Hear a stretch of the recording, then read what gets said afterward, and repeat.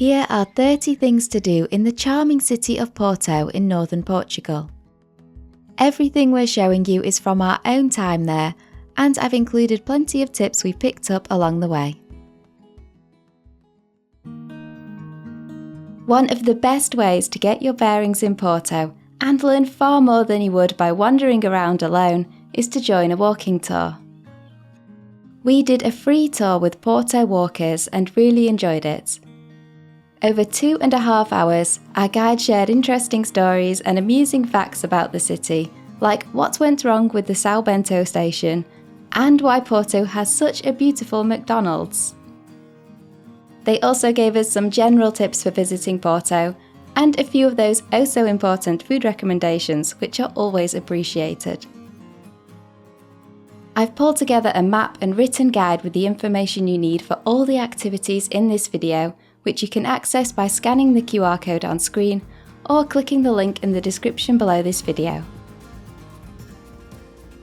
Even if you're not catching a train, pop into Sao Bento Station, which is often called one of the prettiest train stations in the world. Once inside, you're surrounded by over 20,000 hand-painted blue and white tiles telling stories from Portuguese history.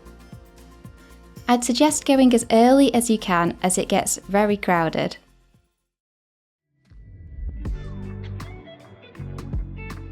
Climb over 200 steps to the top of the Clérigos Tower for panoramic views over Porto.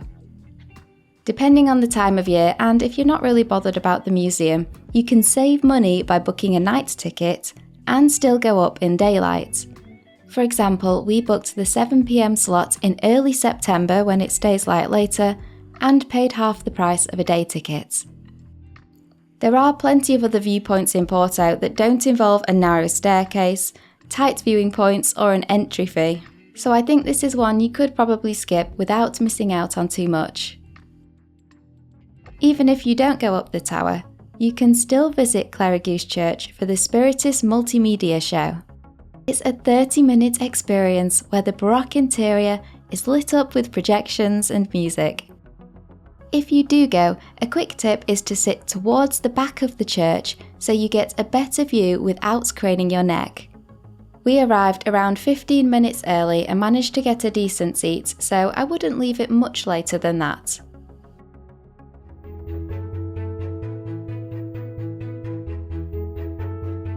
There are so many beautiful churches in Porto, and even if you're not planning to actually go inside, they're worth admiring from the outside.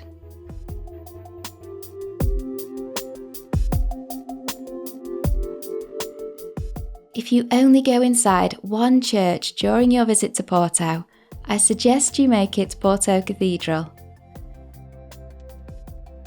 Perched on one of Porto's highest hills, this 12th century church is one of the oldest and grandest in the city. See the silver altarpiece and wander through the cloisters covered in intricate tiles. You can also climb the tower for far-reaching views over Porto. We arrived just before they opened at 9 a.m. and realised they were letting people in a little bit early. It was so quiet at this time that there were points when we had the cloisters all to ourselves. By the time we left at around 10 a.m, the queue was already out the door, so I did think it was worth doing first thing.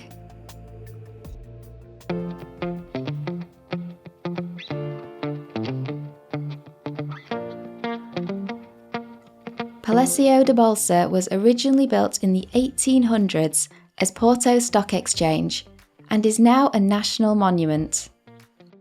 This neoclassical palace is home to some really lavish rooms that are amazing to see, like the Arab room which was inspired by the Alhambra in Spain. You can only visit on a guided tour, which lasts around 30 minutes and is available in several languages. Some visitors think the entry fee is a bit steep for a short tour, while others think it's worth it just to see the interiors. I'm probably in the that's a bit much camp, but I still enjoyed seeing inside.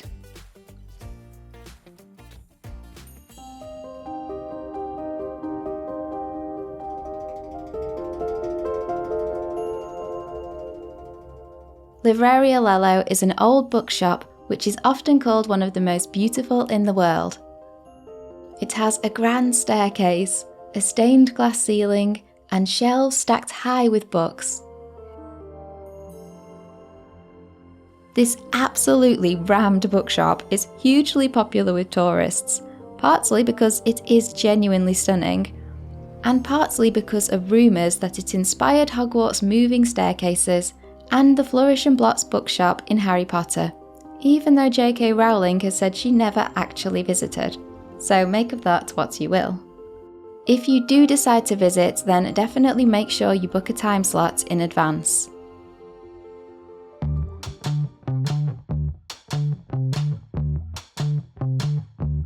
Eat your way around Mercado de Bolhão. At this recently renovated market, you'll find fresh produce, cheese, fish, meat, and even potential souvenirs.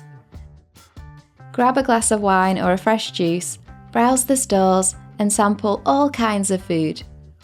You can buy small portions from different stalls, so it's a fun option for lunch. Another market we visited was the modern Bom Successo, which was more like a gourmet food court than a traditional market. We enjoyed seafood and a charcuterie board. We did prefer the bustling atmosphere of Mercado de Bolhão, but Mercado Bom Successo is a convenient place to grab something to eat before heading to the next stop on our list. Just a 5-minute walk from the Mercado Bom Successo is Casa da Música, Porto's striking geometric concert hall. Its angular design really stands out and has become one of the city's most recognisable landmarks. The acoustics inside are some of the best in the world, and the venue hosts a wide range of concerts.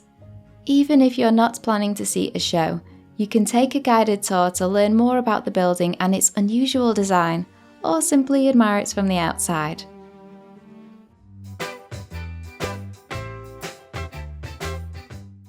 Take a stroll along the Ribeira Waterfront. You'll see colourful buildings, street performers and boats drifting along the Douro. A nice way to see Porto is taking a 6 bridges cruise along the Douro.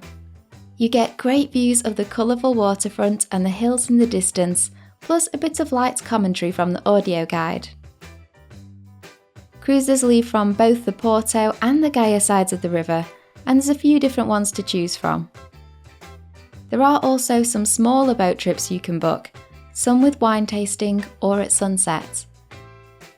They do cost more and often start further down the river, so aren't quite as convenient, but they did look like a lovely alternative. Lots of people like to get a photo with the classic blue Porto sign. When we visited, it was set up in front of the City Hall, but from what I gather, it does get moved around from time to time, so it might be somewhere else when you visit.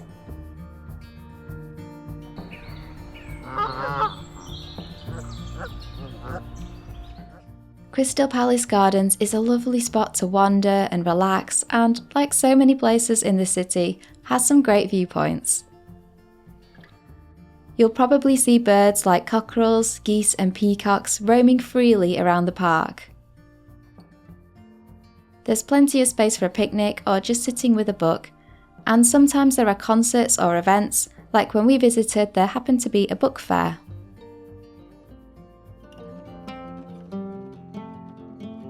Close to Crystal Palace Gardens is Virtudes Viewpoint. It's a popular spot with locals and tourists, so bring some drinks or snacks, relax and watch the sun go down.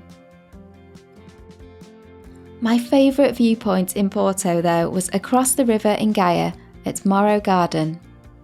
The views across both Porto and Gaia and the river are absolutely amazing from here, and the atmosphere is really fun.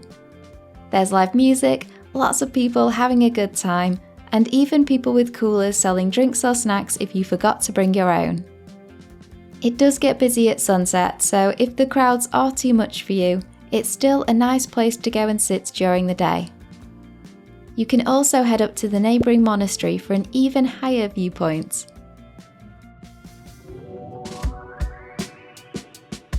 Cross the famous Luís I Bridge, which links Porto to Vila Nova de Gaia. You can walk across the top level for views of the Douro River and both sides of the city, or take the lower level closer to the water.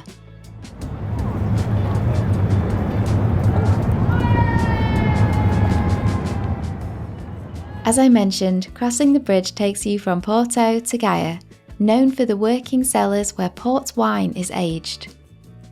While you can find fortified wine elsewhere, true port comes from the Douro Valley, just a short distance from Porto.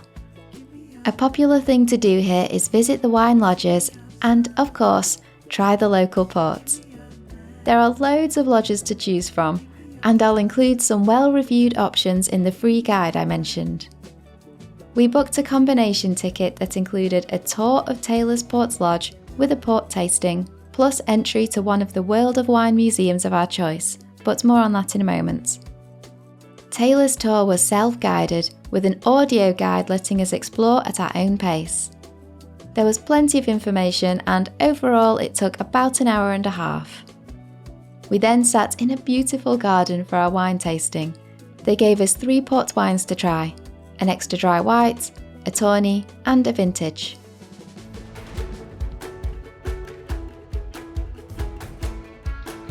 While strolling along the Ribeira promenade is something you should definitely do in Porto, I actually think I preferred the Gaia Riverfront. It was still lively with stalls and street musicians, but it wasn't quite as busy as the Porto side. Plus, it had gorgeous views back across the river to Porto's waterfront.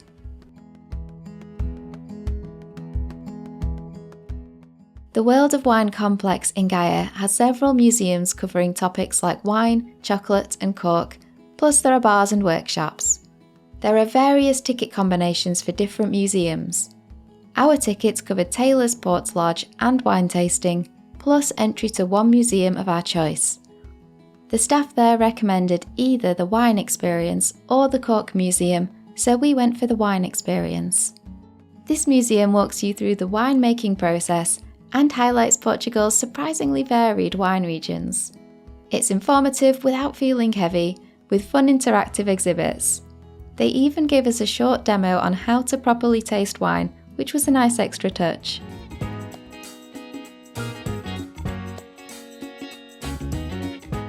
On the Gaia side of the river, there's a cable car that runs along the waterfront.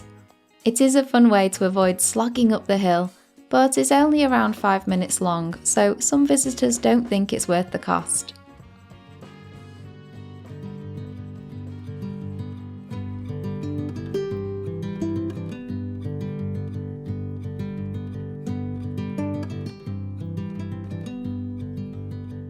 One of the most popular day trips from Porto is to the Douro Valley, Portugal's most famous wine region. There are lots of tours to choose from, but we were really happy with the one we picked. The day was relaxed and well-paced, with a friendly guide, beautiful drives through the valley, a 1-hour private river cruise on a small boat, visits to 2 family-run wineries, including one with a pool and some adorable dogs, and a generous farm-style lunch. There were 11 types of wine to try, and you could sample as much or as little as you liked. It was totally up to you. The trip was informative without being overwhelming, with plenty of time to relax and enjoy the scenery. Overall, it focused just as much on soaking up the setting as on tasting the wine, and it ended up being one of our favourite days of the trip.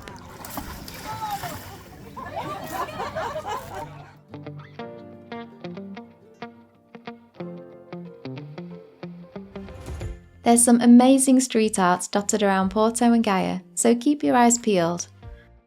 I've added a few pieces we found to the map, but I'll leave the rest for you to discover for yourself.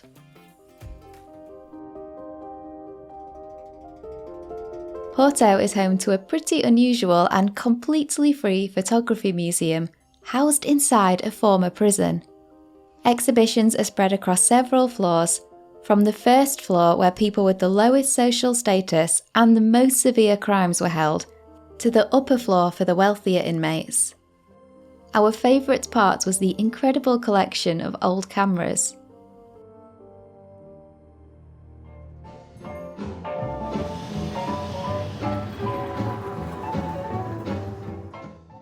Spot Porto's well-preserved old trams as they rumble through the cobbled streets. They used to be a popular way to get around, but these days they're more of a fun activity than a practical form of transport. However, there are still 3 lines running in Porto if you do fancy the experience. We took line 1, which follows the river all the way to Foz. When we caught the tram at 9:20 in the morning, it was fairly empty. Later in the day it can get absolutely packed, so if you don't want to feel like a sardine, it's best to go early. If you do stay on line 1 until the final stop, you can walk along the seafront, relax on the sand or at a cafe, and explore the small free fort.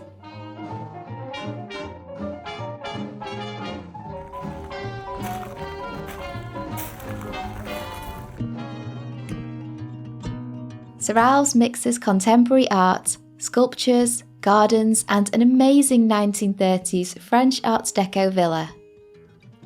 You can visit the Contemporary Art Museum, explore the vast gardens, and get some unique views of the park from the treetop walk. The pink Art Deco villa looks like something straight out of a Wes Anderson film. Inside it was rather sparse apart from a temporary art exhibition, which might have finished by the time this video goes live. You'll also find sculptures dotted around the gardens and exhibitions in the main art museum. Se mais anos eu tivesse, meu amante, meu amigo. Go to a traditional Fado show. We went to a performance in a small, intimate venue where we listened to 2 distinct types of Fado performed by different musicians. Even if you don't understand the words, the atmosphere and emotion are unforgettable.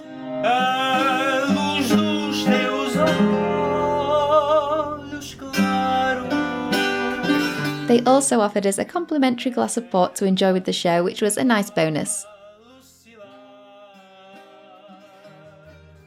You'll find loads of great food in Porto, but I wanted to quickly mention a few dishes we enjoyed while we were there. Francesinha is Porto's most famous dish, a huge monster of a sandwich filled with steak, sausage and ham, then covered in cheese and a spicy beer sauce. Sometimes they chuck an egg on there too.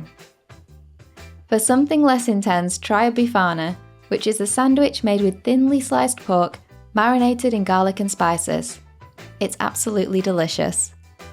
Cachorrinhos are Porto's take on hot dogs. They're crispy and usually served sliced with cheese and a spicy sauce. Codfish fritters are made from cod, potatoes, eggs and parsley. They're crispy on the outside and fluffy on the inside. Great for a starter or a snack. For something sweet, eat your weight in the famous pastéis de nata. Originally from Bolhão rather than Porto, these flaky custard tarts are best eaten warm with a sprinkle of cinnamon. And if you're looking to take a bit of Porto home with you, then grab some tinned fish like sardines from a market or a grocery store. Hopefully you found this video helpful. If you do want to use that map and guide, then I'll leave the QR code on screen again now. Thanks for watching.